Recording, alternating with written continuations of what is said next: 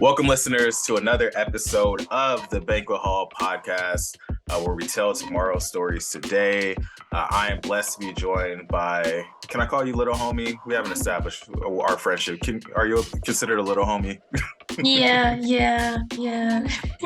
We're joined by the little homie, Pascal. Pascal, how are you doing today? Blessed and highly favored. I always say that just because I like how it sounds. That's what to go with. Blessed and highly favored. New listeners, make sure y'all follow the podcast at Banquet Hall Pod. Make sure you like, subscribe, tell your homies to tune in for this lovely episode that we have. We're going to get into a lot about poetry, about the mystery that is Pascal. We're going to talk about Young, Gifted, and Black. We're going to have a good time today. But first things first, before we get into the formal questions of the podcast, have a random icebreaker question to ask Pascal. Put her on the spot. She has no idea what question I'm about to ask. Her heart is racing, trying to think of what question I could have possibly come up with. Sweat dripping down her brow. And the question is, what is your favorite scent and why? Oh, easy. Anything cocoa butter. I actually got mine right here. I bought this at Black Expression. Anything cocoa butter is definitely my favorite scent. It's just so, I don't know. It's just like a warm hug. Yeah, definitely. I'm sorry. I just got really passionate about that. But yes, that. Hey, you don't have to apologize. Cocoa butter, that's a good scent. Like, I feel like that's one of those like trademark nostalgic scents from my childhood too. Like, I remember like cocoa butter that I had that I'll put on my skin. I'm like, dang, this smells good. Right. And that's you didn't gotta wear perfume or nothing. Like you just smell good just because you got the lotion on. Like that's it. It's the best. I mean, I'm sorry. I feel like I'm promoting it. Cocoa butter. It's time to hire me. It's time to hire me, Palmers. Okay. Hey, it is time to hire. Where did you get that cocoa butter from, though? I'm sure you can plug them. I actually forgot his name. Wait, I think he's also a performer. I forgot his name though. I always see him. Is it like Al or something? I don't know. I got this because they were like, I think Gina was hosting. She was like, "Oh, I got me some cocoa dream butter." I said, "Cocoa dream butter." I need to go find out because that sounds amazing. And then it actually is amazing. It's like it feels like sugar, and then it melts like honey Oh, I though. know exactly what you're talking about. Mm-hmm. Man, that's a good scent. You made me maybe want to reconsider what my favorite scent is because I always say lavender, but cocoa butter is such a really good scent. I'm like, dang, like ain't nothing better than smelling some cocoa butter on your skin. Truth. So you got me thinking about scents this Sunday. Amen. Amen. That's all it's about. That is all it is about for sure. I also, whenever I think about scents, I think back to like my prior life when I was one of those guys that needed the manly sense, like the sense of like nature. Like man scents always got these real hard or fresh, like, and it's like, nah, like I could get some lavender, I could get some cocoa butter, like I could smell good, like a little more Oh yeah. fragrant.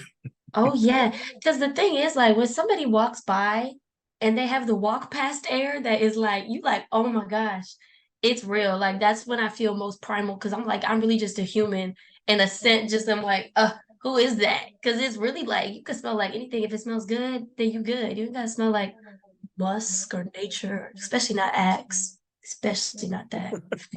You Sorry, mean you're not Axe. rocking with the Axe chocolate scent? Honestly, I never smelled it. Oh, consider yourself blessed. Like, because when I tell you, like, late 2000s, early 2010s, everybody thought the Axe body spray with the chocolate, or I think they had like a Phoenix scent. And like, what does Phoenix even smell like? And you just what killed me, like I kid you not, never go in the men's locker room at a high school because it'll be after gym class and people sweaty as hell, no shower. They just spray the Axe body spray and think they good. I'm like, that is Ooh. not the intent of body spray. Oh, oh no. Hey, you don't gotta worry about me going to no high school men's locker room. That's actually sounds like a nightmare. That's nightmare fuel. Tales from the Nightmare Fuel. But thank you for partaking in my quick little icebreaker. It's kind of also a shameless plug because before we started recording, we were talking about the candle that you got from Black Expression from my cousin who does StashCandleCo. I actually have a few of the candles here for the video listeners. And the Banquet Hall has a giveaway that's probably starting when this episode drops. So if y'all haven't tapped in with the IG page, go ahead and head on over to IG so you can win a Stash candle. Never know who might win. Pascal could win it all though, and it would just be, I don't know. That's what I'm hoping for because I really love my candle. And if I could get more for free, like, yeah, that would be dope. So shout out to StashCandleCo sponsoring this episode informally. Family always sponsoring the episode because family, they sponsor with love. Amen. I like that.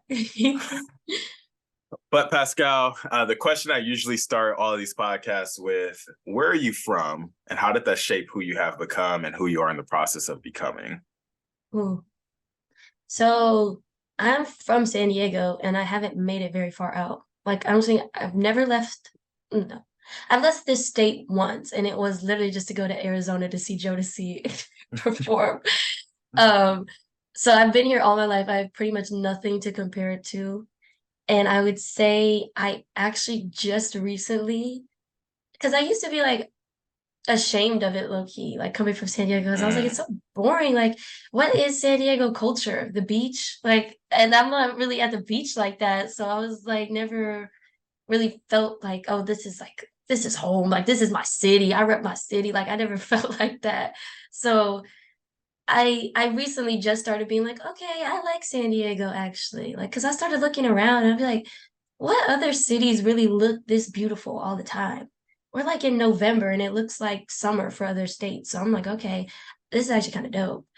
But I would say how it shaped me, I don't know. I think definitely over here we have a lot more diversity. And with that diversity, I would say there's just, I don't know, like I said before about the culture, for so much diversity, there's a lot of culture that I think is lacking in general. Like I feel like I missed a lot of like cultural experiences just with myself or just with other cultures too. I'm like, I didn't really see a lot of it because I think it's a bunch of people that are not from here. Like now that I'm experiencing the world for myself, when you talk to people, you ask them where they're from, a lot of them aren't from here. And Yeah. so it's like a whole new world. And I'm like, oh, okay. I feel like I'm the only native one in a lot of the areas that I show up. And I'm like, okay, well, I literally know nothing outside of this. Um, but I will say growing up here has, I feel like I definitely have a California attitude. I'll say that. I'm chill, you know. I go to the beach sometimes. So I'm like Not that. the hang ten sometimes. You know, I'm like, I can shaka bra and whatnot. So, uh, but it's nice to have grown up around so many different kinds of people because it's not a shock at all. Whereas maybe other people, it is kind of a shock and more like homogenous societies. Here, it's everybody. In every space I enter, there's pretty much everybody's a different color, everybody's a different culture, everybody's a different background. And I love it because it's normal. And I'm like, I don't know what it would be like if that wasn't normal for me. So that was cool. Yeah. No, I definitely feel you on that because I think especially going to college at UCSD, I met so many different people that were from places that were much less diverse than Southern California. And some of my friends be like, yeah, I was talking to my classmate and I was the first Black person they've ever spoken to. I was like, what? There you go. Cross that one off the bucket list. Yeah, Right. but it's just like I can't imagine never having spoken to like another Black person. Like, Yeah. what is that experience like? And then, of course, the media portrays Black people in all types of ways and amplifies certain parts of Black culture to where all of their questions about Blackness were just like stereotypes that they've heard. And it's like people really grow up in places, like you said, that are much more homogenous. And San Diego definitely has like people from all different walks of life. And I think slowly but surely the San Diegans are getting a little bit more San Diego pride. Like I feel like some people are starting to say I'm from San Diego with their chest a little more. But I feel like when I first got down here, it was a lot more like, oh, like I'm from San Diego, but I don't really tell nobody. Like yeah, I'll be here, I'll be around. But that's why I like asking this question, because I've had like several people from San Diego on the podcast. Lou Salem had a lot of San Diego pride when he was on the episode. So you got to rep your city strong and proud. Hey, there you go. Okay, I'm owning it. You know, I think I have like a little bit of shame about it because my family does not originally come from San Diego. Like my grandparents are from the South, and then my dad would live between both parents. So my grandma's from Louisiana. She came out here when her brother joined the military. But I definitely feel like from my family, I'm like a Southern girl in a lot of ways, but I'm just in a San Diego life. And I'm like, I wonder how different my experience would be if I was like in Louisiana, because I want to experience that so badly. I don't know. It just seems so different. Yeah, we got to get you out of California to see more of the world. Where are some other places that you want to see besides like Louisiana? Um, I have a lot of good dresses that would look good, like in the Maldives, in Cancun. I have some good vacation fits. But honestly, where would I feel in the States? New York. Why not? Let's just hit the other side of the map. I know geography I could too. definitely see you in New York. You say you know geography too. Really? Okay. Not me being a New Yorker. Okay, I see you accent. But yeah, I feel Okay. like you give New York Fashion Week vibes. Okay. I could do that. I can run on the runway. I got my thing. Most definitely. Before we started recording, and we were talking about how I thought you were born in Britain. Right. And actually, you're not wrong. I actually was, and I, I've gotten quite intimate about it and professed, my nationality, um, in a poem, and I haven't forgotten it since because I usually hide it, like even coming on here, the fact that I didn't mention it, I think it says a lot. But you've gotten me out of my shell. Yes, this is where I'm from. British pride. For those of y'all who have been to Black Expression, y'all know that sometimes the accent comes out. We thought about recording this podcast with accents the entire time. I don't know what happened to that idea. Um, I don't know either. I think we were just doing our accents because this is our it's our natural way of speaking.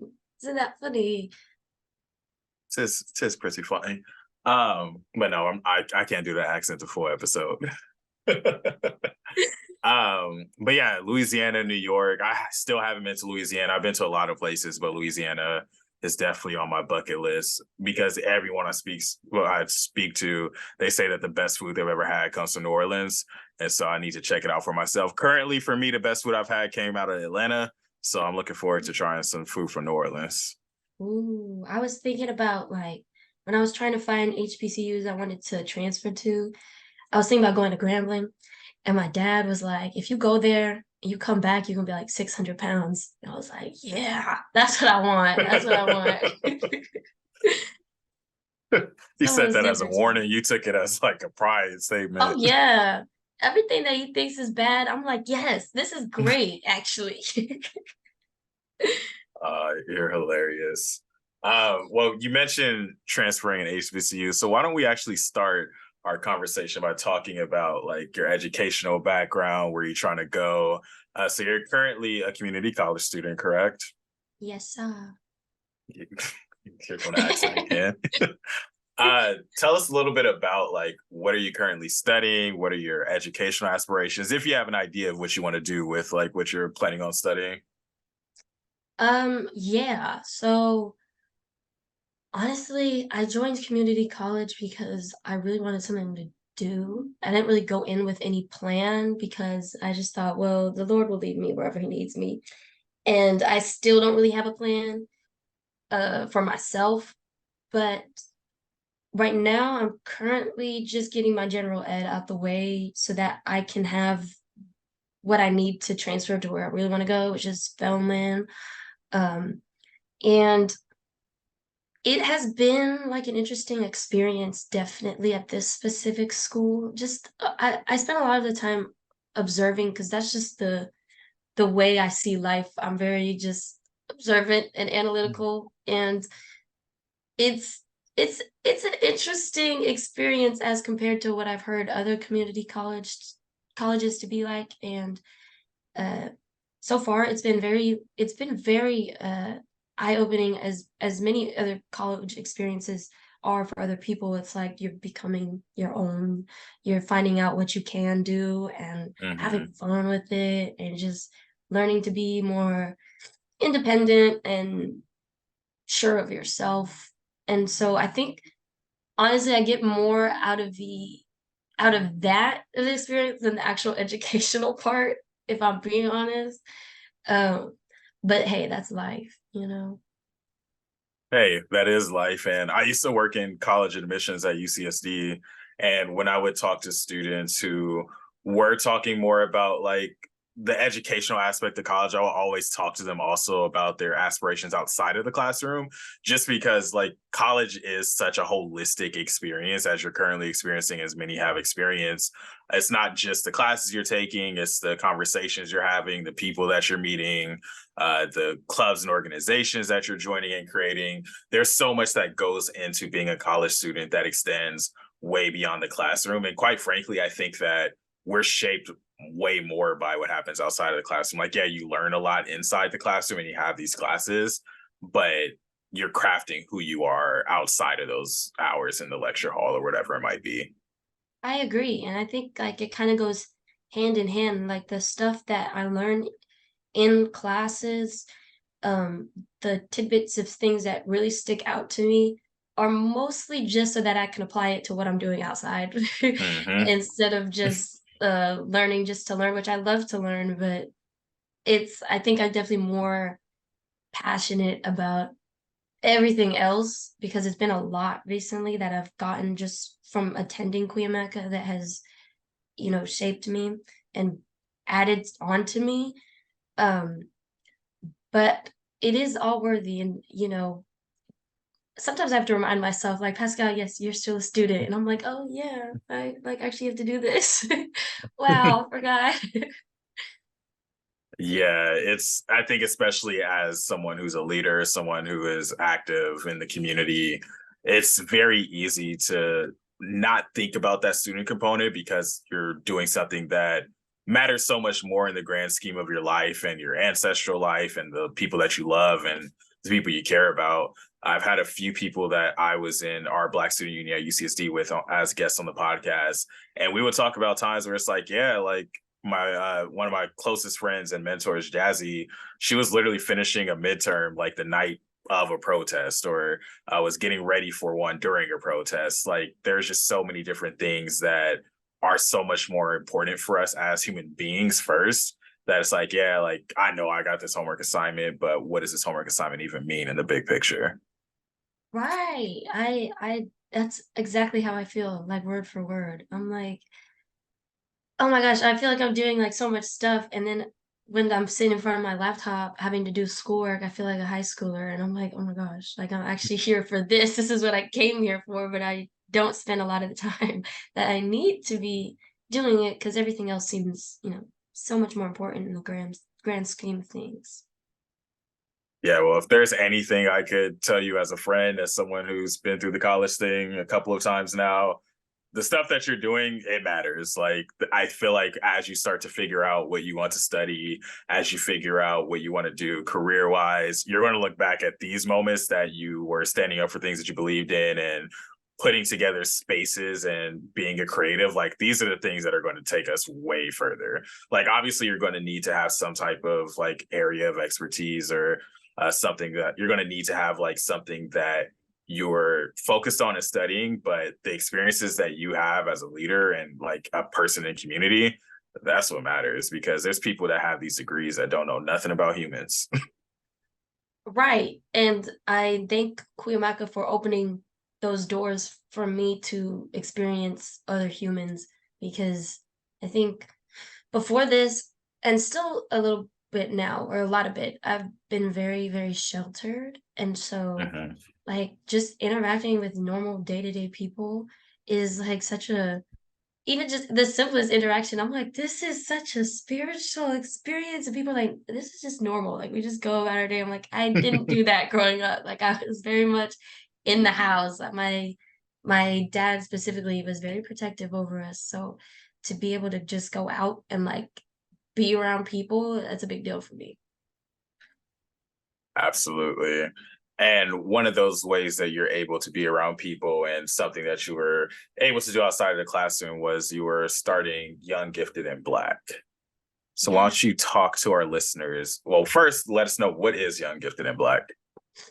Okay, so I don't have the like amazing spiel that you have for banquet hall, but I honestly, so I was telling Kohu about this once. That was because I tell him about the dreams that I have. And I had a dream recently because he was saying like, if you're gonna be the leader of something, you need, when people ask you about it, you need to know what you're talking about. And I was like, right. I just hadn't come up with like a very thought out mission statement yet, but in my Yeah, it head, takes time. like I know what it is, right? But I had a dream where I had like this very specific, very well thought out like mission statement that I gave to somebody who asked me about it. And I actually have it written down. So I'm gonna tell you that then rather than what comes up in my head, because I don't trust myself right now. It says, our purpose is to set the foundation that welcomes Black students in to propel them to take charge of any aspect of their life and follow their dreams, knowing that whatever goes right or wrong, they have a home they can return to, not only with the resources, but with community, a community of people who understand them, who share their experiences and support them, which is very important because I think there's like, when I started thinking about Young, Gifted, and Black, um, it was more creatively centered. But what was highlighted to me several times is that gifts can go very much outside of art. There's a lot of math, STEM, whatever you call it, students. I'm not a math person or a science person, so don't hate me. There's engineering people, I think that's in STEM too. And there is poets, there is artists, there is singers, but that's not all that we can do. We can do so much.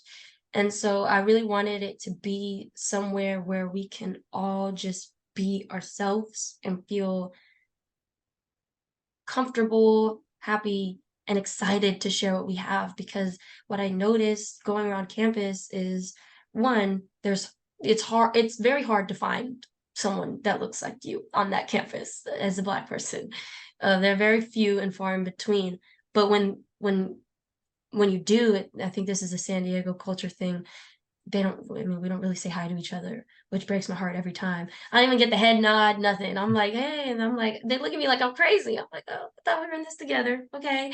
Uh, but they have like these hidden talents and amazing skills and beautiful parts of themselves that they could share, but they don't. And that goes for anybody of any color. But Hmm. like, you wouldn't know if you didn't talk to them or give them an opportunity. And what I noticed going on campus was there was no opportunities. And I was like, oh, that's a problem that needs to be fixed. And I grew up with a dad and grandpa that was like, well, if there's a problem and nobody else is fixing it, you do it yourself. I was like, okay, well, I guess I got to do this myself because there's really nobody else is going to do it. And I could ask people to do it for me, but would it be done the way that, you know, Hmm. is appropriate or is authentic? Because you can tell when something's made by someone for someone and when it's made by someone else for someone else. And so I wanted that authentic space to be created and just to have fun, and I didn't realize that it was actually really hard to lead something. Like, I did not know that going into it. I thought it was just gonna be a little club, but no, it's a real deal. Hey, I think that you have more of the mission statement ready than you think that you do because you said the statement that you wrote and read, beautiful, perfect. Like I was actually moved by that. Like I really love what you said there. But then you were immediately able to still give me the story and give me a clear idea and vision of what you're trying to accomplish. So like I said, I think it just comes down to repetition. The more that you're talking about young, gifted, and black, the more it's going to roll off the tongue. But it sounds like you saw a need for a community space for people to express themselves and have a place to showcase what makes them who they are with people that look like them. And I feel like you really encompass that by sharing your vision, sharing your dream. And I think that's what we do as creatives. The more that we just share the thought process behind what we're doing, it makes it very clear what the why is. Thank you. That made me feel good. Hey, that's the goal of the podcast. I said we got to get the good feelings in the air. But also, I just resonate a lot with what you're doing and see a lot of myself in it too, because going to an institution like UCSD, where obviously in La Jolla, you're also not seeing too many people that look like you. So having like that BSU space that already existed was very impactful, but also like trying to find ways within that space to build community with people. Because one of the things that I feel we don't talk about a lot when it comes to college settings, a lot of times we're making friends with black people just because we're trying to make friends with black people, but we're making friends with people we have nothing in common with, probably wouldn't interact with if it weren't for this shared space.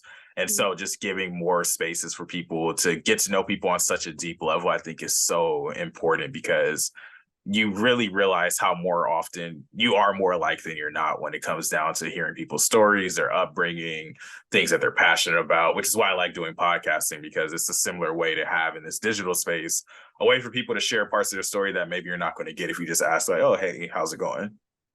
I love that, and I definitely agree and resonate with that a lot. I think it was our second. So I don't know. Maybe I should give a little backstory. Um, when I started going to Cuyamaca, that, like I said, it was highlighted to me that these spaces for specifically Black people did not exist. I tried to find out what was going on with Umoja or BSU, and there was nothing there. And I was like, okay, that's a problem. That's got to change. I know there's not much of us on here, but we're here, and there needs to be a space for that.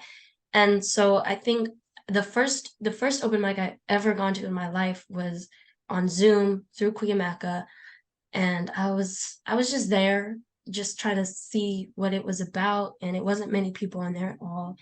And everyone was so shy, like hiding behind their cameras, not really saying anything, like, oh, I'm just sitting in. And I was like, no, we're not gonna do that. If this is an open mic, let it be open. So I was just talking a lot. I was telling them about my day. I was like, look at this book I'm reading, and here's a painting I made, and yada yada yada. Because I can tell if nobody else is comfortable, you have to make yourself comfortable so that other people will feel comfortable too. And so then that was that. I enjoyed it. And then I went to another one, which is where I met Kovu, and he did his piece, that breaks my heart every time. And I don't know what it's titled. I don't know if it has a title, but I believe I everyone can't has think heard of the it. title either. Yeah, I believe everyone has heard it from him if they've gone to Black Expression at least once. And then I also met Claudette, who is a member of Young Gifted and Black, and she's like my mother to me. I love her. And so that's where it was like the three of us talking, and I gave my first, like, I recited my first poem there too. And I wrote it, I think, the night before, and that was the first time I felt like such a release from writing, because I was just being fully honest, and I gave like the my ugliest truth, and I wrote it out on paper, and I was like, this is all the stuff I feel ashamed about and what I don't like, and yeah, and I really said it. And I never said that poem again. That was like the first and last time I said it. And um Kovu, he's so like humble. He'll be like, and yeah, you could go to like this thing I know about like Black expression or whatever. And I was like, oh, okay. I didn't That's a know that good he Kovu like impersonation. He'd be like, yeah, it's right, this community open mic space or whatever. I don't got nothing to do with it. It's just people running open mic.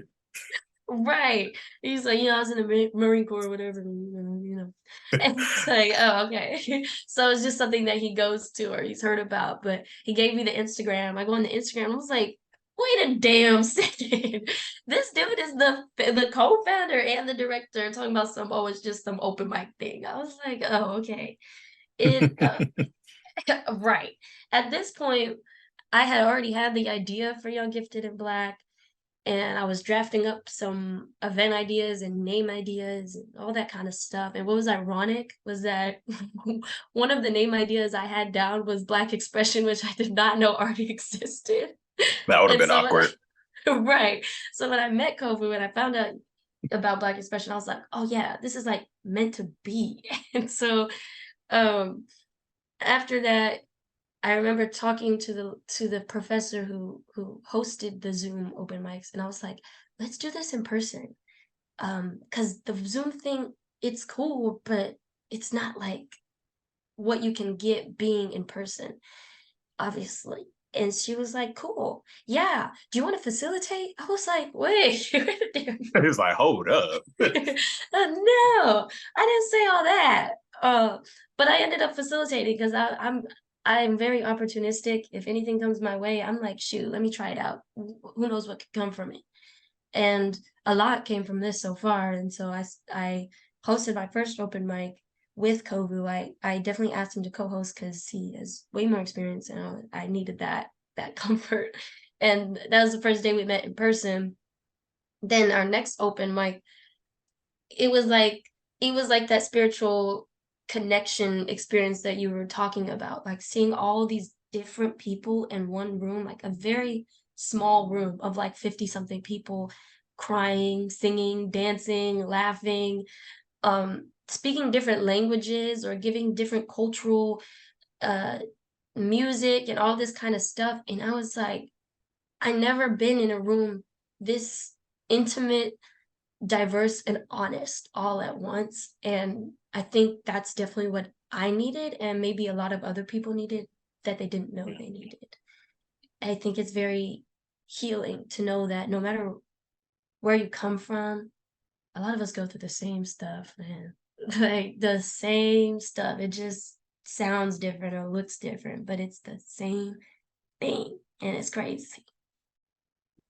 Yeah, man, it is. And hearing you say that full story and kind of the trajectory of the birth and growth of Young, Gifted, and Black, there's so many parallels to my story. It's kind of eerie because I'll say the story really quickly because the returning listeners and people who know me have heard this several times.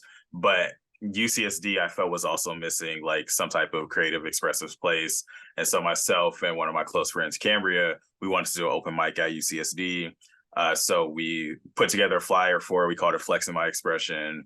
And we thought, like, oh, like maybe like 5 or so people gonna come. Like nobody really gonna go to no open mic. People don't do poetry. What is this? And then we put out an RCP for it, and like 50 people had RCP. So it was like, oh, we need a bigger space. And so we ended up getting a bigger room. We got like 100 people there. We had a live painter there. We had the spoken word artist come do slam poetry, and I had never heard slam poetry before. I got on the mic for the first time. I had never performed poetry in front of anybody, and Flex My Expression grew to be this big thing to where, like you said, we're in this space at UCSC's campus, and people who have never shared their gifts with people, never shared their words with people, were getting up on the mic, singing, dancing, sharing poetry, and just the connections that were formed that night. It's like, wow, like this is beautiful magic that we captured. And yeah, it was just really magical to see that level of support from people too. Like right before the, and I don't even know if I mentioned this on episode of Cambria, but right before the show was about to start, the fire alarm went off in the building. So we all had to evacuate the building. And then everybody came back for the show. I was like, oh, y'all stayed for me? But yeah, that's literally putting on Flex My Expression is the reason I got involved with the poetry community in San Diego. So it's just the parallels between Young, Gifted, and Black and Flex My Expression are kind of eerie, and I love it. I love that too. That's amazing. I wouldn't have thought that the poetry scene was like even a thing because like I said, I was very, very sheltered, and I was generally like hungry for a community like that. Not specifically poetry because I didn't know that's what I needed. I never really did poetry like that. Like I've written things before, but like I never was like a poet. I still don't call myself that. I really just started writing. You don't call yourself a Look at me poet? like I'm crazy. What? What did you tell me on Friday? You must have lost your mind. So gotta go find it. I really don't, unless I'm joking. Like I'll say something that rhymes in a sentence. I'll be like, oh my gosh, I'm a poet. But like I really don't because that is the latest art form that I picked up. That's definitely further along. I've always liked writing creatively, but like I really never was a poet until like this year when like I said, when I wrote that first poem where I felt like a part of me was like released, and I was like, oh, okay, this is why people do this. And I believe that was probably February or some early month of this year that I really started getting into it. Um, but I forgot where I was going with this.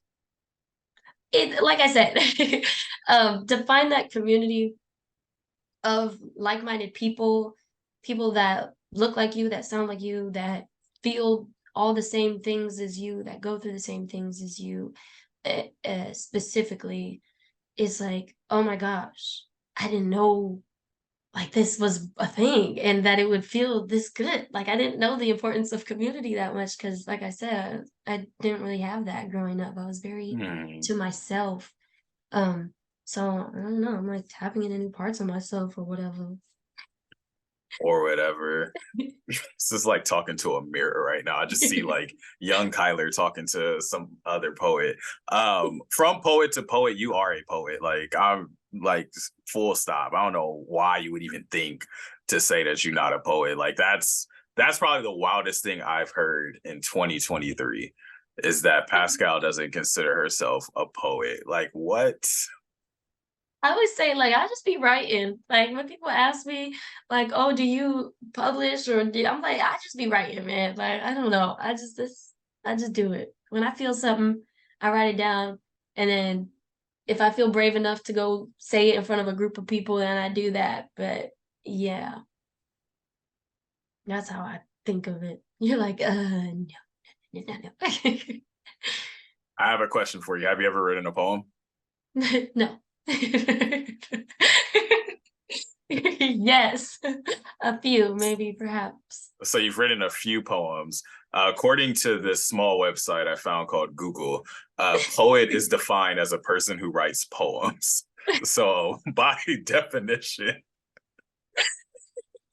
Oh, okay. Thanks, Google. Ruining my whole gig. Okay, Google.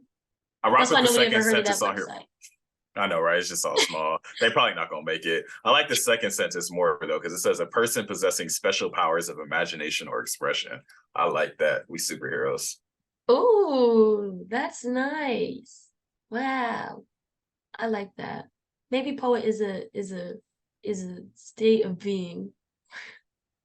It is a Life state is of being. I agree with poetry. that. Life is poetry. Yeah. See, that's only something a poet would say. So I don't want to hear it. Um, but if I were to be like 110% honest with you, if I would have never asked you about this story and you told me that you started becoming a poet in like February this year, I would have thought you've been performing poetry for years. Off rip.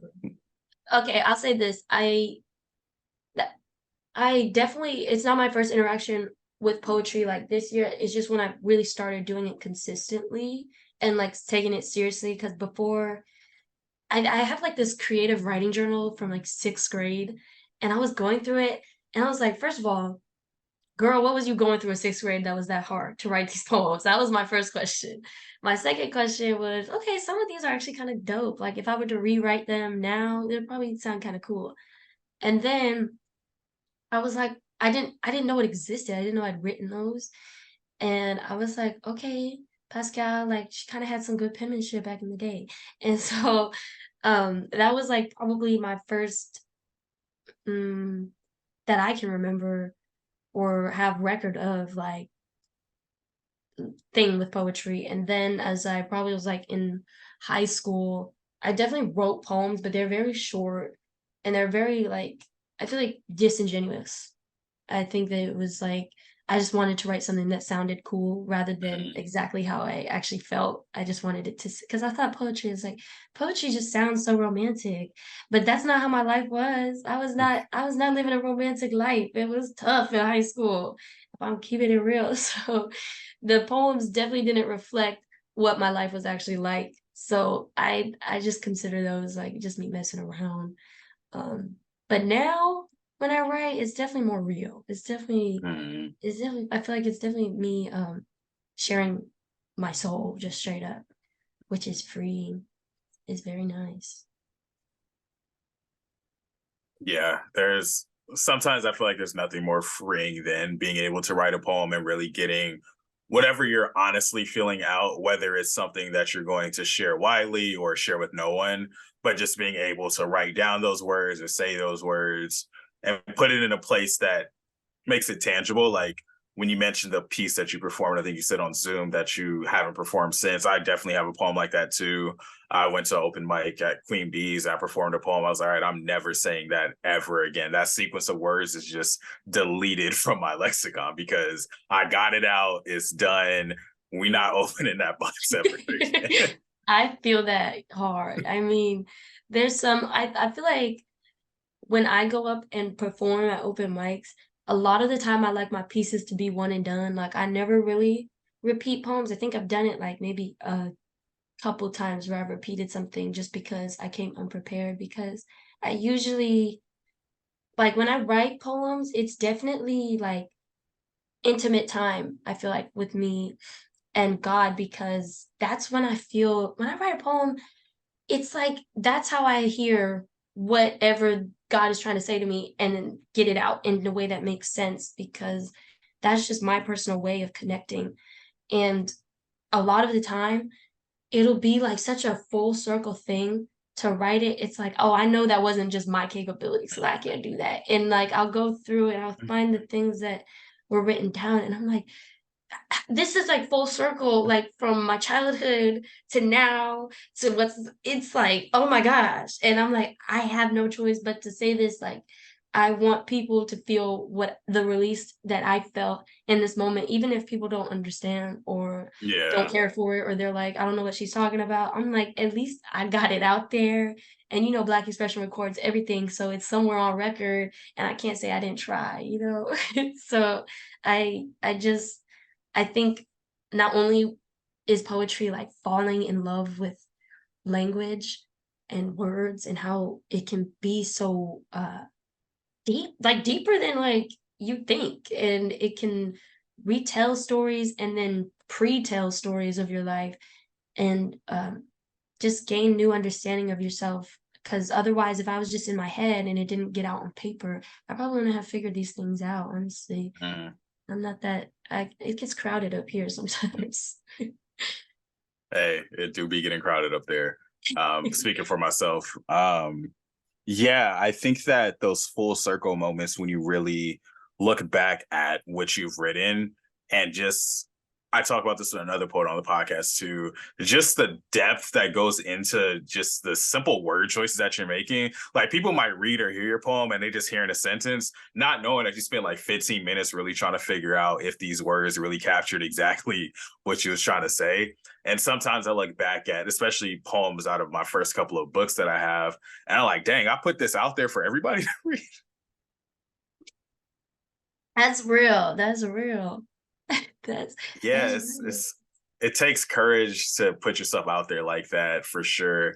And I think it's beautiful when we are able to reflect back on what those completed pieces mean for us. Because, like you said, whether people understand it, whether people know what you was even talking about, I'm sure there's plenty of poems people have read, like, I have no idea what he's saying, but I guess this is cool. But yeah, just being able to look back and it's like, dang, like I wrote that. Because even on so we're recording this on November 12th. So a few days ago we had Black Expression and you were sitting at the front reading my poetry books. For And free. you for free. And you would show me poems and you'd be like, oh, I like this one. And I'll see which one. I was like, oh, I forgot I wrote that. I was getting all the tea for free. I was like, oh no, he didn't. But I loved that. I loved it's when it comes to like publishing, because y'all be over there trying to pressure me into writing a book. I'm like, I ain't got nothing to write about, but okay. And I asked my dad, I was like, Dad, because I don't know if you figured out by now, my dad is like my best friend. And I was like, Dad, they trying to get me to write a book. Should I do it? And he was like, yes. And I was like, oh, you said that fast. And Shout he out was to dad. like, props to Pops. And he was saying, that if you can have anything that your children and grandchildren and blah, blah can look back on and say they have a part of you left behind, then do it. And I was like, oh, I Mm, thought that's what my journals were, but okay. But I guess maybe those don't last as long. But the more I've been like in the poetry scene or whatnot, it's I like I said to you before, I forget that people like sell their stuff. I was just out here like doing it, and I was like, oh my gosh, I forgot people can make money off this. I completely forgot that. And honestly, it's definitely a good idea. And after like, reading your books for free, I got my discounted sneak peeks. I was like, actually, this is dope because it's you get insight on the person, stuff that they would probably would never share. Um, even like just saying it out loud, that kind of stuff to me is like, I would never say this one on one with somebody, but to a crowd of people, I'm like an open book and it's hmm weird. Isn't it so strange? So, um, imagine that on even larger scale, people you don't have to be around, just opening your book and getting a peek Yeah. inside you. That's I commend that a lot. Yeah, a couple things came up when you were just saying that. One, I think about that randomly. I'm like, somebody has like just my deepest like trauma just on a bookshelf. And they could just be chilling, like, let me see what Kyler talking about, then open up to something that I was dealing with for 10 years and just reading it real quick, like just on a bookshelf, like it's casual. It's definitely something when you start to think about it. But also I would say with regards to you writing a book, hopefully you understand it comes from a place of loving pressure and wanting you to share your story for sure. Just because thinking back when I was about to publish my first book, which came out, I published that right after I graduated undergrad. And I wish somebody would have told me to publish my book sooner. And I Mm, think that's what makes me want to help people share stories. Because at the time I published Five South, I already had like 150 poems in my phone. I just had to pick the poems out and put them in the book. And so it was like it was a art process of just finding what poems I felt painted the story I wanted to paint and put them in the book. And I think that as you continue to write and have poems that you want to share with people, I think the book will come naturally. I think what's most important is that before you even get there, you know that you can do a book, and you mm. definitely can. I appreciate that. I do want to ask you though, I'm not the interviewer or whatever, but what was like the selection process like for picking the poems and why did you choose the ones that you chose? It's a good question. And I love that you asked that. I usually tell people like this can be like a give and take conversation. I don't have to necessarily only be the one asking questions. I think it's interesting for the listeners too. It's different for every book, of course. I think with that first one, first was just sitting with like, why did I want to put a poetry book out? Like, obviously, it's a way that I can make like passive income, but for me, it wasn't necessarily about making money, and not that it is for anyone, but that was like just the first thought, like, oh, I can sell poetry to make money. But once I really started to think, like, why would I want someone to buy this poetry book? I felt like throughout my 4 years at UCSD, I had grown, learned, unlearned, and discovered so much over the course of 4 years. I Mm, was learning about Blackness. I was learning about systemic oppression, institutional mm, racism, homophobia, transphobia, misogynoir, all the different terms that we use. I was learning just so much, but at the same time, having to unpack and unlearn like those same things from my past and figuring out like who do I need to be like a good person on this planet. On top of that, just understanding all the things that I was still thinking about and dealing with, or just understanding more from how I grew up, whether mhm, it was like my brother was in jail for like 7 years of my life. So what was that like not being around my brother? What mm, was it like processing like my first heartbreak and not really knowing how to navigate all of that? So I knew like some of the biggest pillars that I wanted people to come out of that poetry book from. And I think with Five South, it's a lot of heartbreak. It's a lot of family stuff. It's kind of like somebody cracking open the dome of your world and like, hey, there's this big planet out there of just possibility. There's this big planet out there with a lot of issues that people face systemically. And I was just processing this between years of 17 and 21 of my life. So it was like, how do I tell people like like just what because I'm such an internal processor, like what is this thought process even going on in my head? Like all these different things playing at once. And so as I was picking poems, I was hoping to just pick poems that I felt were indicative of those different areas that I was thinking about, but also that showed some type of reflective growth. Like, this is what I've experienced, this is what I've seen.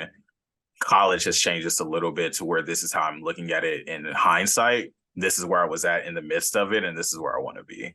I feel like that's kind of the process for the first one. And then from there, just really sticking to like whatever mission or message I want for the books. Like my latest book, Full Bloom, I was really fixated on the phrase, like, who would have known from the concrete a flower would grow?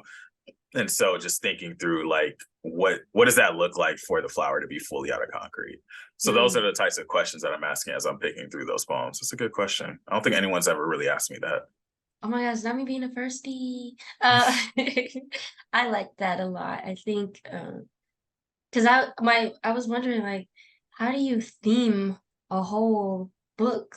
And I think the way you put it, this is what I got from it, is like just the periods of life and the things that are really highlighted to you during that time can inspire like a lot of pieces that may seem very different but are connected by at least one thing, which I think is poetry itself, is the connection of things that aren't alike becoming things. I mean, metaphors and similes and all this stuff, that's poetry itself. I mean, look how broad this poetry line can think. No, absolutely. And I think it's all within framing how we experience things, because you can talk about things like, oh, I got my heart broken, but getting your heart broken is different than your first heartbreak. Graduating college is different than being the first person in your family to graduate from college. Yes. Like, I think the way that we frame things and the language that we use to describe the things we're experiencing, the themes just present themselves, honestly. And I can't wait for you to eventually get through Obsidian, because I feel like that is the book that I've really painted a very detailed picture for, because it's not just poems, it's also narrative. Ooh, okay. I like that. Like I said, I'm kind of trying to crack your head open like a egg, so I'm gonna find out. That sounds painful. Hey. That's a little inside joke that people are not even gonna get, and I love it. But stepping out of myself real quick to return back to the start of the podcast, I appreciate the question about the poetry book. Yeah, I'm just really excited to see your growth as a poet. Like, I feel like I didn't specifically ask like when we first crossed paths. I usually ask that for people I've known like for a lot longer, but you and I have obviously only been in contact with each other this calendar year. Like, I haven't even known you a year, barely known you a few months. And so I feel like I'm privileged and blessed to be at this part of your poetry journey, because like a year from now when you come out with the book, I'm gonna be like, yeah, like where was y'all November 12th when we recorded the podcast episode and we planted the ideas, and she was talking about feeling pressured, and now she got this best-selling poetry book. Like, we knew we was gonna get here. Right, that's what's gonna happen. Love it. Love it for sure. Related though, because I just mentioned it, do you remember the first time we met, or your first time that you heard me perform, or when we crossed paths at Black Expression? Honestly, I think I didn't. I think the first time I attended Black Expression was, it's got to be April, because I can remember what was going on in my life at the time, and I probably needed that at that time, because I was in my feels during that time, and so I also wanted to see what it is about so I can expand on YGB and get to know the people better. And I after what I have found out about Kovu at that time, I knew he was great. So I was like, let me see what he does. I didn't know it was like so profound. And so I think generally like the team, they were there consistently. So they all became familiar faces, including you. You know what? I think I remember the first time, I don't know if we met, but the first time I saw you was, I think I gave a poem about what I was going through at the time, and you were hosting. And then I remember you came up after and you were like, bars. And I was like, yeah. I think that's the first memory I have of you. And then, yeah, yeah. But like meeting, I don't know. Do you recall? I do not, but I do remember. I think this is true with a lot of people on individual podcasts where it's like, I don't remember the exact moment, but I just know that there's these multi-touch points and those small conversations that lead to like developing like a friendship with someone to where like, and I'm going to get to hosting Black Expression a bit, but when you're hosting an open mic and there's so much like power in hosting an open mic or hosting any space really, because people are going up and giving their X to 5 minute like speeches, poems, songs, whatever it may be. And what's said next after that person performs has so much power because you don't know if people are going through something. You don't know how hard it was for that person to get up. And so what is said next on that mic really matters. And so the fact that I came up to you and said bars, that's how you know your poem was good. I don't just go up to people and say bars. Like I'll say bars, but I'm not going up to a person and be like, oh, bars. I'll tell them on a mic. But no, I think that there's so much power in those affirmations after the mic. And that's why I love open mic spaces because there's so much in the in between. And I'm sure you're seeing now that you're on the other side of the Black Expression team. There's so many in between touch points that really make an open mic and really make the show. And it goes in all directions because I think it might have been like 2 or 3 weeks ago. It was a few weeks ago at this point, but I came to Black Expression. I don't think I had been for a few weeks. And I like got on the mic to say the rules, and you're like, "Oh, are you hosting?" And you got all excited. I was like, "Dang, like you like when I host?" Like, oh, like I feel all warm inside. I remember that specifically because I don't know if that was my first time performing at Black Expression or one of the first times, but I remember feeling like because I had written that at work before I had gone over to Black Expression and I was really getting in my feels. Um, and I remember saying before I went up, like, I don't know what I want to say right now, but I just need to get this out. And I just said the whole poem. And then what you said after about it was not only did you say bars, which I was like, yay, but you also said something about you like the imagery of it and the rhythm. And that felt good because I was like, that's exactly what I was going for. So I definitely specifically remember that. And I appreciate you for that for sure. Cause that definitely affirmed me, spirit sees spirit, okay? Spirit sees spirit. We've talked a lot about you as a poet, even though you don't want to call yourself a poet, but you're a poet. But how would you, since you don't call yourself a poet, how do you define yourself as an artist and a creative? Me, Pascal. Yes. So I like to say that because I don't know if this sounds cocky, but I do think there's power in our names as people, like the names that we're given. And I love my name because I've never met anybody else with this complexion, with this body, with this anything, with this name. And I got it in such a unique way. My dad had a dream about it, about a baby in the hospital with a band that says Pascal, Louise, Bethany. And he turned over, woke my mom up, and was like, "We got to have another baby, and we got to name her Pascal, Louise, Bethany." And so I do think my name is God given and special. So I identify with it a lot. And I think it's the perfect description for everything I do. It's just Pascal. I mean, that's just everything I make is just from Pascal. So yeah. Hey, I fully rock with that. Our personal brands are so important. That's why I'm really trying to build out the fourth Kyler as like my website. And there's just, especially being the fourth in my family name, Kyler, I'm like, yeah, like there's so much power of that. I Mm-hmm. love the story about your name. I love that that's how you present yourself as an artist. It's who you are. It encompasses your full being.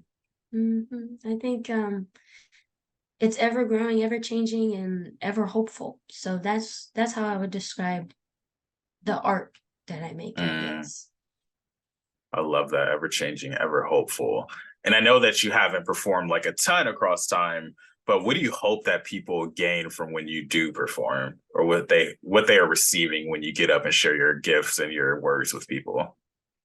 Oh, okay. So like I said before, when I write poetry, I feel like it's God speaking to me and me putting it on paper. So what I hope is transferred is exactly what I received when writing it. It's that exact feeling of comfort and feeling like it's okay that I feel this way, and it's okay that I went through this, and it's okay that life can sometimes be like this, because oftentimes it's, especially probably in this American worldview that we live in, is it's we're so independent, individualistic, that a lot of the times everything that happens feels like we got to do something to take care of it, or I got to handle this, or this is somehow something I did that make this happen. And I can get in my head a lot about that personally. But when I write poems, it feels like a hug. Like it's okay. Um, Mm. this was supposed to happen. You're gonna be all right, and this is whatever you got from this, you can give to others. So I hope that in general anybody gets anything from it at all, but specifically just that same comfort that I get when I write. So yeah. Mm. I love that. Just sharing the moments, sharing the feelings and emotions that we're feeling when we're in the writing space with other people. I think that's exactly what I hope to get for when I perform too, because like we said, those 5 minutes that you're on the mic, or up to 5 minutes you're on the mic, when everybody has your attention, the pace that you're delivering words, like what words you're using, the images that you're trying to paint, it's all to set the scene. And that's what I really value about you as a performer. Like I said, those things about imagery and rhythm, because I feel like, especially for performers who are more nervous, sometimes they speed themselves up. But when you give your poems, especially like when you're reading out of your journal, like you can tell just how much intentionality that there is. And I'm with you like every single word that you're saying, because of just the rhythm that you're giving those words. I got to get flowers on the podcast too. It ain't just about interviewing. I actually really appreciate that, because I get nervous that I go too fast, that it's too hard to like stay on the same page.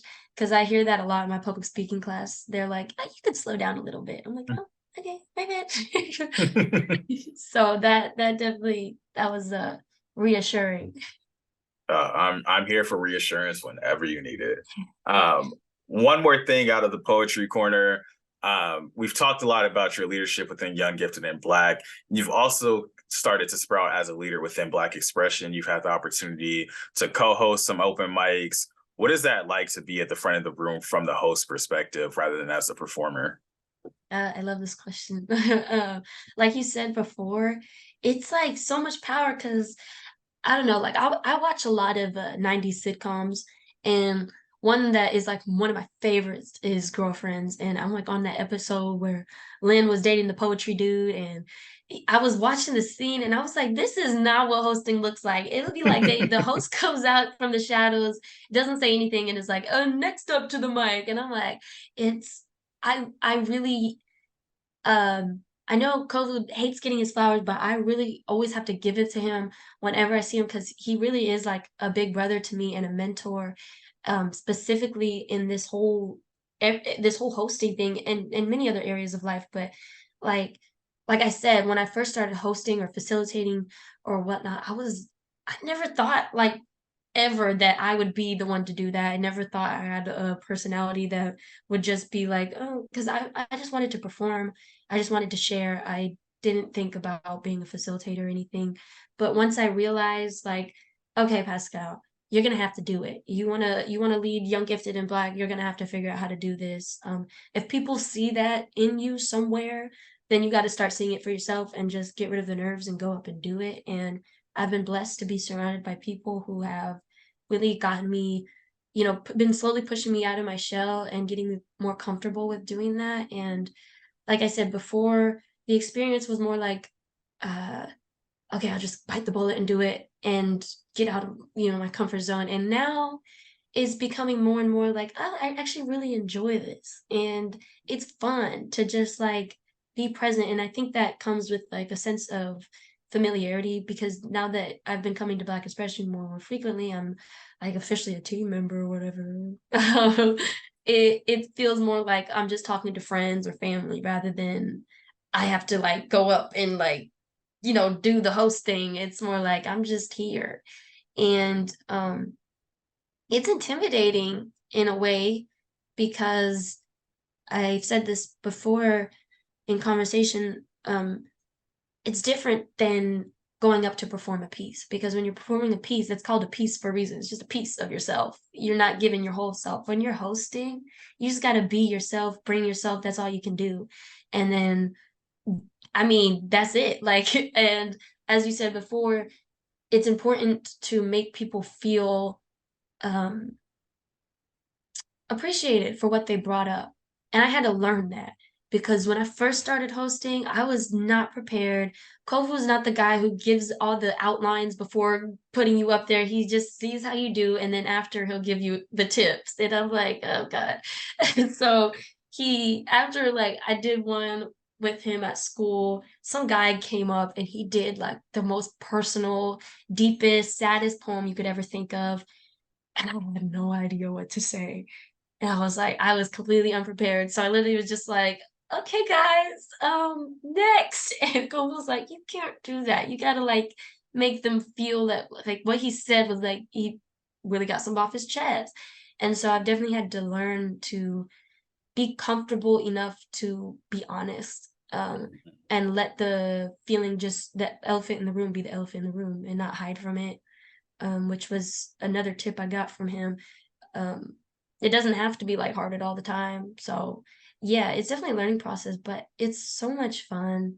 It's a great opportunity to just find out who you are and then be okay with it at the same time, because you can't hide from yourself if you're being yourself in a room full of people. So it's very cool. Yeah. Yeah, that's a word for sure.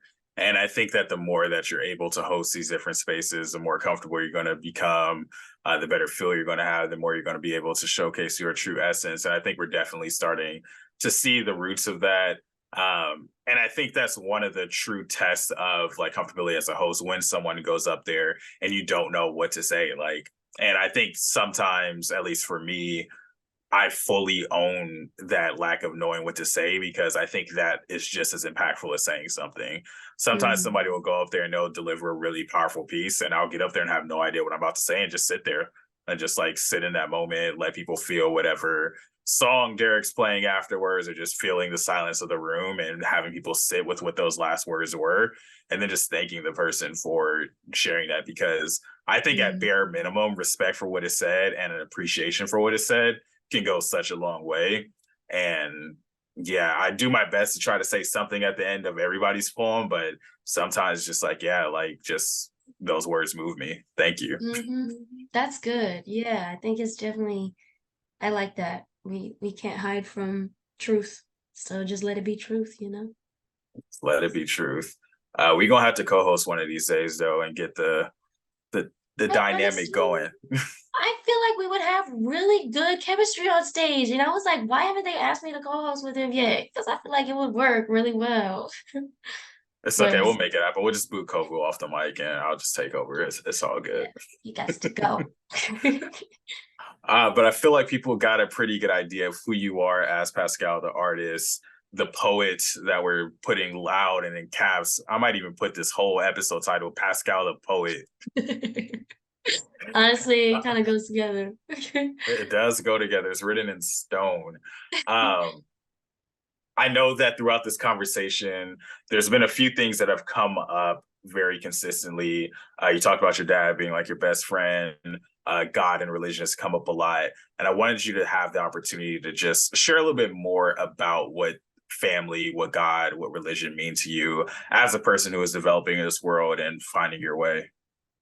Yeah. So family specifically has definitely been my key motivators in life. And I feel like I'm definitely so close to my dad because I take after him in a lot of ways. Like I look just like the man, and I think our spirits also are very similar because he's very tough love, he's very honest, he's very he's very determined. Like the way he thinks is, if if if somebody else can do it, I can do it too. And why would I pay somebody else for something that I know I can figure out?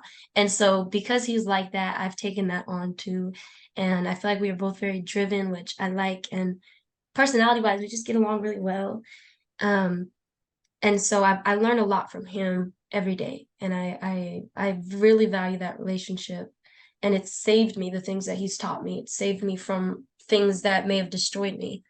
And my grandmother is like my biggest like motivator every day. I feel like she's my guardian angel. She's not here anymore, but I I really wish that while she was here that I would have gotten closer to her.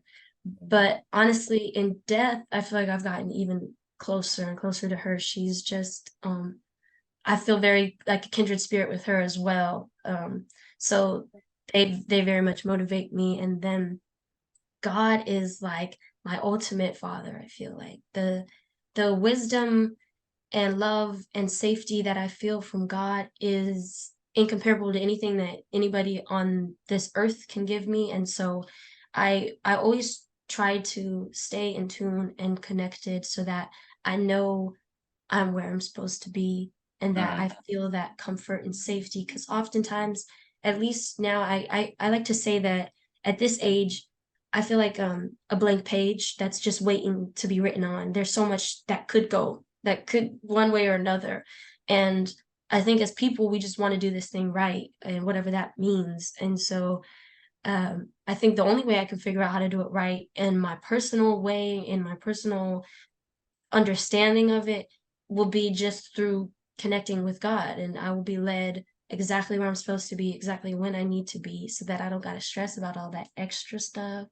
Um, and so I definitely value that relationship more than anything, because it has protected me. What I, even with YGB, I did not come up with that really completely myself. The only reason I had the motivation and um, thought that like, oh, this is something I can do is because God gave me the vision, and I'm like, now he's just taking me on the journey. I literally have my prayer up stapled in the back for YGB, and like sometimes I'll look at it and I'll be like, no way, like this stuff is actually like coming to pass. I'm like, wow, that's crazy. Um, so yeah, it's God's my biggest motivator. He's the biggest safety net I have. I've learned and gained more in the short amount of time that I've actually been like devoted to living my life for him than anything that has ever any experience I've had on this earth could teach me. It's literally just communicate with him. I get wisdom and I'm like, oh my gosh, like this is crazy. I didn't know that like all this was possible. And so yeah, that I it guides me through everything I do, which I family and God definitely do that for me. So yeah. Thank you for sharing about that relationship that you have with those wonderful people in your life and your relationship with God. I think that the more that we understand more about what motivates us as people and what motivates people that are in our village and our community, the more that we can truly support one another, the more that we can truly see each other too. I view like a lot of storytelling as helping people be seen. And so thank you for helping us see that part of you a little bit deeper. I love storytelling. Which is why I need a book. Damn, okay. So before we round out to the tail end of the podcast, there's a couple more areas of your life that I think are important that we give some bandwidth to on the podcast. You mentioned it briefly a little bit earlier, but painting is also something that you are into. I know that live painting is something that you said you wanted to try out. So how does painting fulfill like one of your expression needs or fulfill like a part of who Pascal is? Oh God.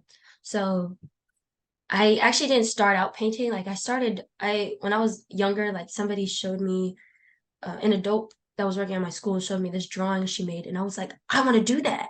And so I spent like months, if not years, just perfecting the art of drawing. And I got to a point where I think for most of the time that I was learning it, it was literally just that, learning the technicalities of it, so that then later on I can do whatever I want because I already have all the skills I needed.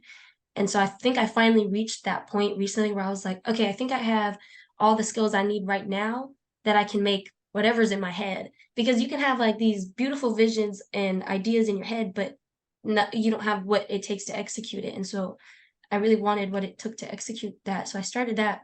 I was like 9 years old.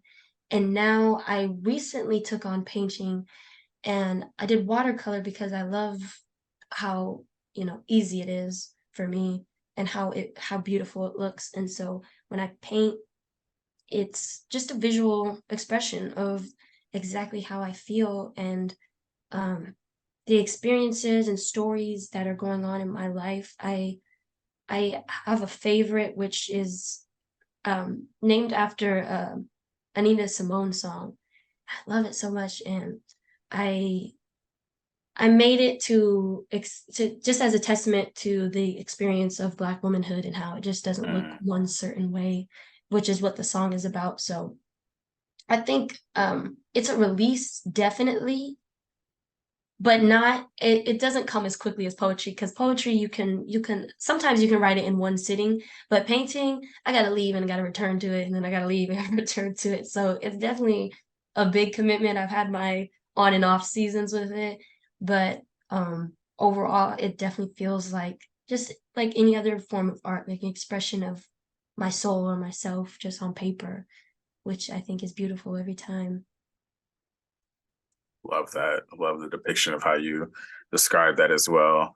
Pascal, the listeners have gotten so many gems for you, so much insight as to who you are as a creative and as a person. One other question I had for you, you mentioned people like your dad, your grandma, and God. Who are some other people who inspire you or other people who influence you? You know, I saw this question on the thing and I was like, oh gosh, I need to limit them. So I made a list. You know, I came prepared. Um, so as I mentioned before, I said Nina Simone. She's like my spirit mother as well. I love her. Just the way she sings, the way she writes, uh, it just touches a deep part of my soul. So definitely Nina Simone. And Donny Hathaway, which I think unironically, their Young, Gifted, and Black is named after a song that they both sang. So, hello, definitely them too. I love the way that they just execute emotion in such a classy, elegant, but painful way as well, an honest way. Um, I would say, as far as celebrities, Minnie Riperton, Eartha Kitt, definitely kindred spirits with them. I feel that vibe. And just if we're talking about life, everyday people, the people you meet at Black Expression, people you meet on the street, people you meet at school. I work with kids. Kids are very inspiring. Um, Sometimes I'll just be looking and I'm like, I wish I was like this innocent. Like they just like want to do stuff just to do it. And it's like, it's cute, but sometimes it makes me mad too. I also love music and I love to sing. I just haven't done it yet. I'm nervous, but musically, You shouldn't Dinah have said that. Washington. You know I'm gonna be keeping you accountable for the singing now. Don't worry, Kofa's already on it, and I'm like, I'm avoiding it. I'm like, because you know when he says to do something, at some point it's gonna happen. So, musically, Dinah Washington, Janae, Billie Holiday, D'Angelo. I love all those sounds. If I was like it's some amazing musical artist and I could like clash all those sounds into one and execute it perfectly, that's what I would do. But yeah, that's my long list of my inspirations. Love that you prepared that. I don't think anyone's ever like prepared a list ahead of time. You know I had to come through. Of course. I think that every guest I have, when I ask the question, they always feel like pressure to name every single person who's ever inspired them or influenced them. So I try to give people out and like just name a few so you ain't got to feel like you play the episode back and then you get the text from a cousin. Oh, so you going to say I ain't inspire you or influence you? I used to change your diapers. Not the cousin. That's You know great. how folks be. Right. Um, this next episode or this next question slash segment, this is something that I'm still workshopping the exact like setup for it, but I'm calling it the fourth place, and a little bit of backstory for it. In my MBA program, we talked about a case study. I'm pretty sure it was about Starbucks, but I need to fact check that for the future. But essentially, it was this coffee shop, and they were trying to figure out like how they wanted to position themselves, and they wanted to position themselves as the third place for people, with the first place being your home, second place being work or school, whatever you're doing, and then the third place being this coffee shop to where you can come, you can mix a mingle, get work done, whatever it be. But this third place that is like in between home and work. And so with the fourth place, the question I have for folks on the podcast now is, where is like your Zen place, which I mean by like the place, the scenario, or set of circumstances where you feel the most peace of mind? Ooh, my car. I said that. My car is like my war room, my prayer room. I write a lot of poetry in my car. I talk to myself. I like record video diaries. I just talk to God there because there's little to no distractions. It's quiet and I'm comfortable in there. So yeah, definitely my car is because that's definitely where I hear God the loudest. I have no choice but to sit there with him and myself and just be like, what you gotta say? So yeah, definitely my car. I feel that. I think so. A little bit of insider knowledge. Five South, the first book that I came out with, I wrote that because I'm from Los Angeles, take the 5 South to get from LA to San Diego. And a lot of the poems that I have in that book, the inspiration started driving either home from San Diego or to college from LA. And I think there's a lot that you can unpack within that, but just something about that drive and reflecting on whatever's going on in San Diego or whatever's going on in LA led to so many of those poems. So definitely understand the car as it's in place. I definitely enjoy the video journals that make their way to the story. I feel like you'd be spitting some wisdom there, but also just sharing a piece of you that I would say is like an intimate part of you, like those conversations that you have in the car. Like obviously we don't get it's not a live stream of every single thing that you saying to yourself in the car. But I think just that insight into whatever the thought process is that you have going on is just such a way that to connect with people. And I think it shows up in like poetry too, where it's like you're not putting those videos up because you want people to hear everything you have to say, but it's God speaking through you. It's what you're reflecting on, and you're sharing that with people to each one reach one, like touch some heart somewhere out there. So definitely rock with your Zen place and look forward to more of the car chronicles. That could be your poetry book, the car chronicles. Pascal in the Honestly, passenger seat poetry. We could workshop oh some my titles. gosh. Dang, Kyler, wait, let me write this down. Sounds dope. I'm telling you, like, we trying to put you on. Like, we need the book, we need the singing performance, the live painting. Like, Oh, I got my MBA. We could do the whole Pascal brand if you want to. I'll be your brand ambassador. bet. You could do a podcast episode in the car. See, you plan on. So, is the first live episode of Banquet Hall Podcast going to be in Pascal's car? Yes. Oh my gosh. Yeah, I'm actually down. Where we going? I'm down too. I'm down. That would be dope. We're gonna make that happen. I've had a lot of live show ideas, but I like this one. Drop the seed. Cause then you can play music. You could do so much with that. Passenger seat with Pascal, Boom. the podcast. Boom. With a I period like at it. the end. Boom, a period, and then the logo of the podcast is gonna be a cheers. Oh, you know what? You know what? Pascal, you've been so gracious with your time. Outside of what we have discussed, what else do you feel like people need to know about you to get a complete picture of who Pascal is? Is there anything that we missed on the podcast? Complete picture. I don't know. I'm still figuring out myself. I'll say I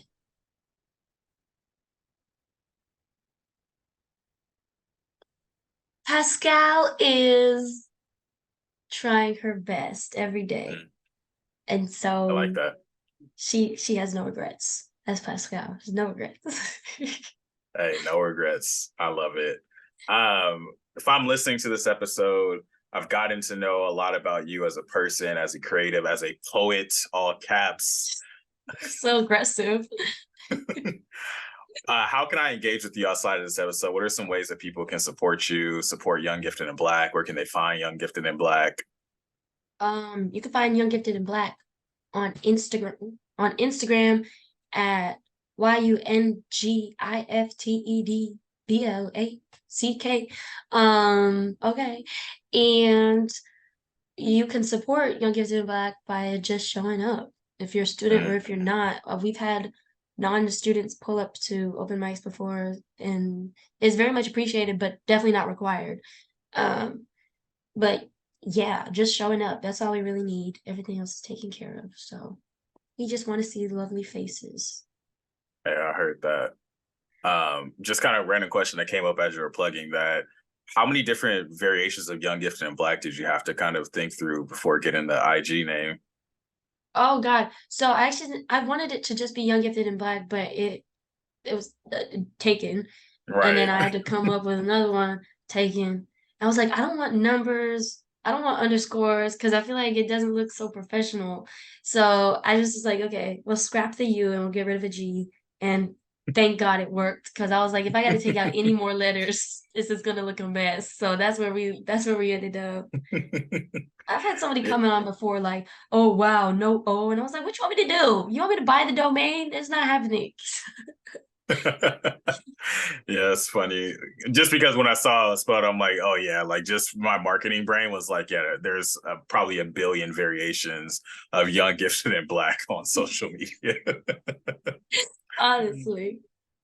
Honestly, but we'll make sure to have it in the show notes and they'll have it on the screen so they can make sure they follow the right Young, Gifted, and Black. Any shameless plugs, any shout outs, any things you want to manifest on the podcast? Shameless plug, shout out. Shout out Claudette Clark. Shout out Black Expression Team. Shout out God. Shout out Jesus. Shout out my family if you're watching this. So, ooh, shout out Kyler Nathan the Fourth, and that's all I got. I appreciate the fourth at the end. What are some takeaways that you have from this episode? What are you taking with you from this episode? As well as what do you hope our listeners take away from this episode? um, if nothing else, I hope they take away uh a smile. Two friends chopping it Mm. up. That's always something to smile about. So yeah. I rock with that. What about you? What are you taking away? Getting more comfortable with telling people about myself because, like I said, I'm very reserved. I don't like opening up a lot. So yeah, this is definitely new for me, but I'm getting used to it. I'm getting more comfortable with it. Hey, well, I said this before we started recording. I definitely appreciate you taking the leap of faith to be on a podcast. You were nervous to talk about yourself. We've been chopping it up for an hour and a half already. And it's just, like you said, it's two friends kicking on a podcast. Before we close out, I like to close out each episode by asking for recommendations. This can be in the form of books, podcasts, movies, and or songs, but any recommendation for our listeners, either a recommendation that lets them know more about who you are or just something you're like, yeah, this is good. People need to check it out. Ooh, you said movie, music, song, whatever? And whatever you want at the end of the day, but books, podcasts, movies, songs, just some piece of content that you feel people should engage with. My teacher gave me this book called How to Be Black, and it's so funny so far. I haven't finished it, but it's really funny, and I would recommend that. Um, music, uh, what have I been listening to? I've been listening to a lot of soul, which is definitely one of my favorite genres. So right now, I would say Cry of a Dreamer by The Silvers, Let Me Ride by Windy City, and Let Us Pray by the Gospel Clouds. And that's all I got, I think. I don't really be watching movies the way I feel like I should. So yeah. Hey, those recommendations work for me. Listeners, we promised 5-star content at the banquet hall. Pascal gave y'all 5-star content. Make sure y'all leave a 5-star rating on YouTube, Spotify, wherever you're taking a listen. Make sure y'all follow the podcast at Banquet Hall Pod. Share it with a friend. Let them know what you heard. Let them know what you learned.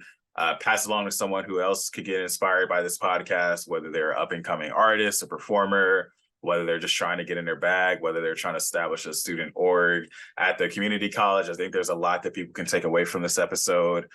Pascal will return on the podcast in the future, whether it's in the form of the Passenger Seat Chronicles, name TBD. After she transfers to Spelman, we're gonna get her back on the podcast. We're gonna manifest all that for her. But very thankful to have had you on this podcast. I enjoyed chatting with you for the last hour and a half. Definitely got to know a lot more about who you are as a person, and I'm so thankful for that. And I'll pass the mic over to you for the closing words to close us out. Anything you want to say before we stop the recording? Dang. Okay, this is a lot of pressure. But you built for it, though. Am I though?